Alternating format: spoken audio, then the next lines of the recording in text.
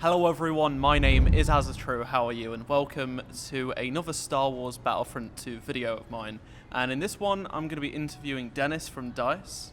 Hello, thanks for having me. And this is going to be my first ever sort of interview on the channel, so this is hopefully going to be pretty interesting. I've got a bunch of questions to ask Dennis. I've got a couple from you guys in the comments of one of my recent videos, so we're just going to get started. So first one is, what's your favourite clone legion in the game and why?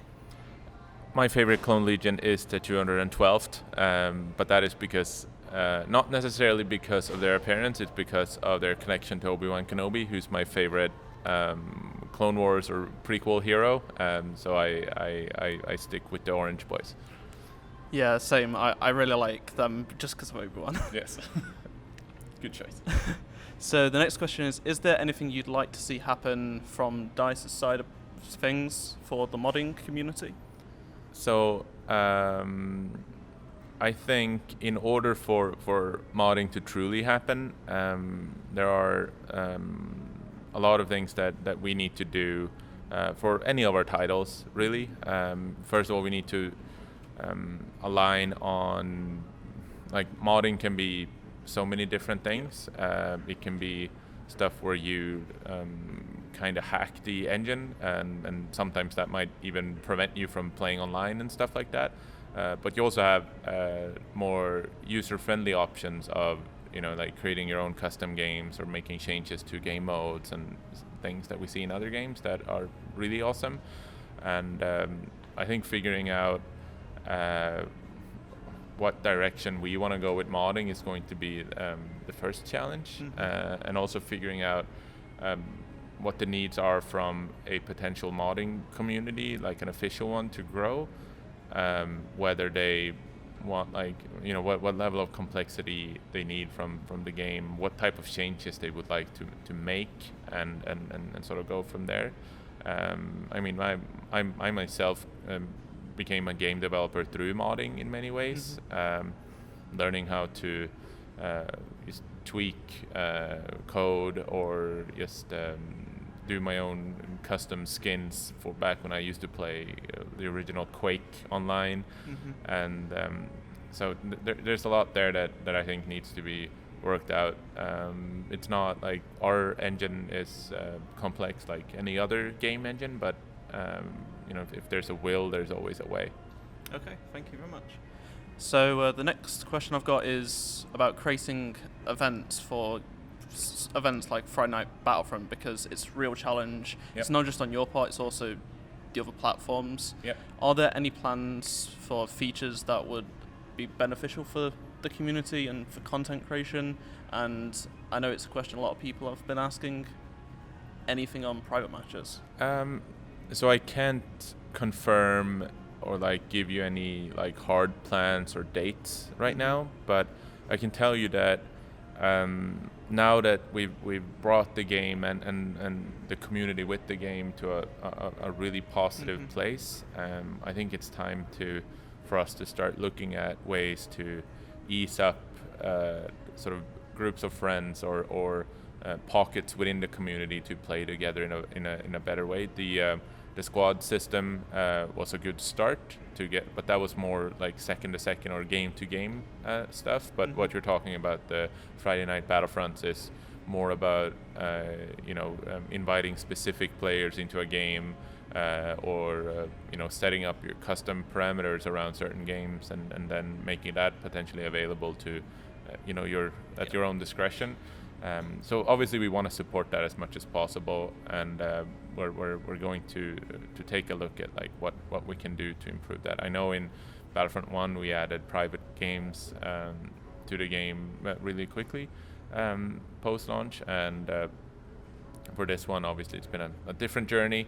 Our priorities had to be a little different this time around, and but I want to support it, and as soon as I have something more concrete to share, I will do so. Right now I can't give you more than just like, I know it's not good enough, and it's can be a challenge for you guys. I think you do a really admirable job despite the workarounds that you have to work with, and we'll try to ease up on it as soon as we can. Thank you very much for that. So the next one I've got is, what's your current feeling on the future of Battlefront 2? I think the future of Battlefront 2 is really bright and strong. If you judge by the reaction from our latest CT, it certainly seems like the community is agreeing with us. I think what we focus so much on our PvP audience, because obviously that's something that DICE has traditionally done really well. But our community is special in that it does have a really strong PvE community as well. So next up is going to be sort of doing something for that part of the audience for a while, and hopefully that's still going to be something that our PvP audience can feel like can be something for them as well. I can't really go into more details than that right now, but we'll be back in August to reveal more of that. Great, thank you. And the next question is, what's your favorite piece of content that you've created since EA Play last year? I'm really excited about the Droideka, and I'm not just saying that because it's the thing I'm supposed to say. I've been pining to get the Droideka into the game for the longest time. If you've followed me, you know I've sort of talked about it inadvertently or teasing it for the longest time. So it's a very defining and exciting moment for me personally to see it. I like it so much because it is such a unique piece. It is technically a trooper in that like it has guns and it can even jump, which is funny for a Droideka in our video game at least. And so I'm excited about the Droideka coming. It's going to really change the meta game of what you should expect. It's going to lock down corridors in capital supremacy, that's for sure. It's really fast. But most importantly to me is that it feels like what you'd expect the Droideka to feel like. It does everything that the Droideka is expected to do, and it's even doing some stuff that might surprise people. So I'm looking forward to that. And another question is about content. What's the hardest piece of content you've had to create post-launch? I think the hardest one was probably General Grievous. I think... he was such a complex character to work out.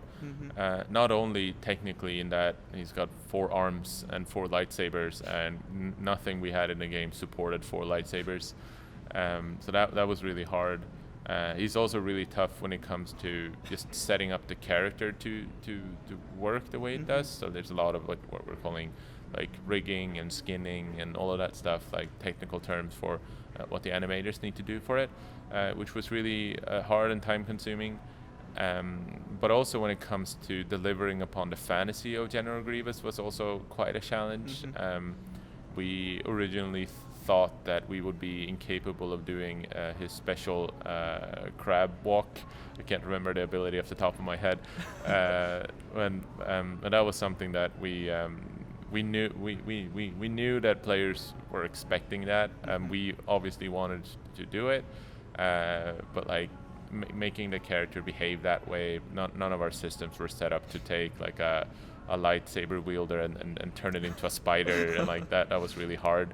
But we got it up and running, and so we were really happy with it. That was a really defining moment. We had a couple of backup abilities in case we couldn't get it to work, but once we got it, it's like, yep, great. So that was hard, but really a defining moment for us too when we got it done.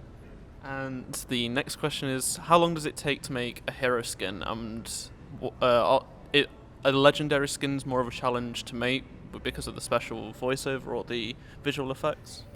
Yes. I can't give you like exact time frames for it. A lot of it is also that different crafts of game development have like specific times when they do stuff. So sometimes, in many cases, you have to wait for one part to be done for the second part to continue. The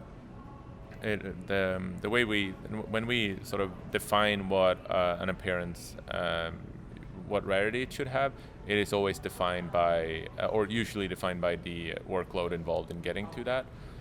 So a legendary skin takes a lot more effort. Not only is it supposed to be like look very differently, so that it's almost changing the silhouette of the character when you see it. But it's also special effects added to it, in particular when it's different voiceover for it, or sometimes even a different.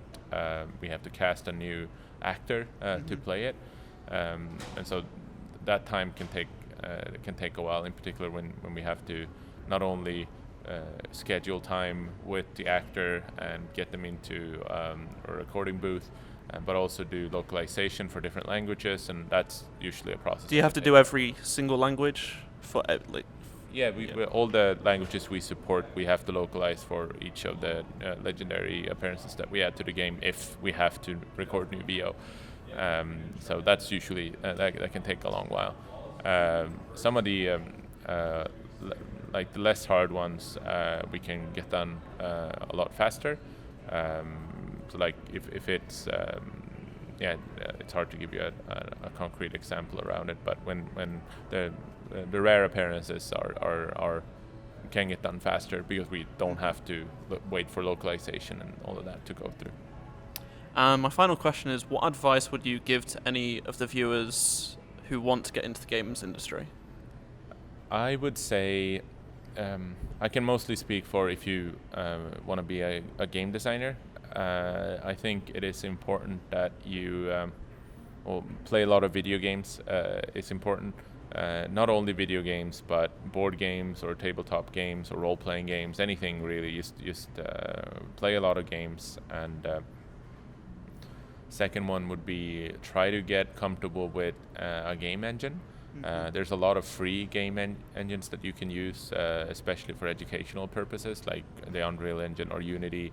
And I've done a lot of like practice in both of those engines before I went to school and before I joined up with DICE. So I think that can help a lot, just getting comfortable with it. And nowadays there's a lot of just online resources as well, both on YouTube or other channels that will teach you the basics of it. And thirdly is probably to network. Reach out to game developers or game developer studios. Go to meetups, and like there's it's a lot easier to train to become a game developer these days than back when I was training for it. There's a lot more resources out there, but due to that, it's also it's a lot more potential game developers out there too. So it might be hard to get your foot in through the door. Well, that's going to do it from me. Thank you so much for doing this interview. Have you got any last words? I should just say thank you so much to everyone who's playing and supporting Battlefront. We wouldn't be here without your support. I know that it's been rough at times, but I feel like we're really on a good path now. And ever since we went into the Clone Wars, it's been all good, and we'll continue supporting the game for as long as you keep playing. So thank you so much. Thank you again, and thank you very much for watching, and I shall see you all in my next video. Goodbye.